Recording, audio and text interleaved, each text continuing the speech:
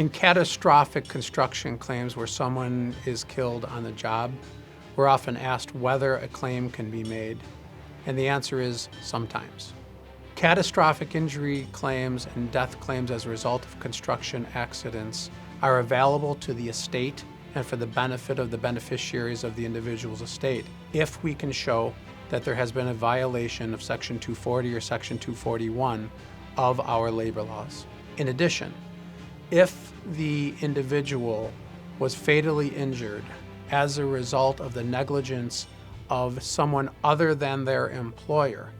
then a claim can certainly be made against the company and individual who caused the fatal injuries. In short,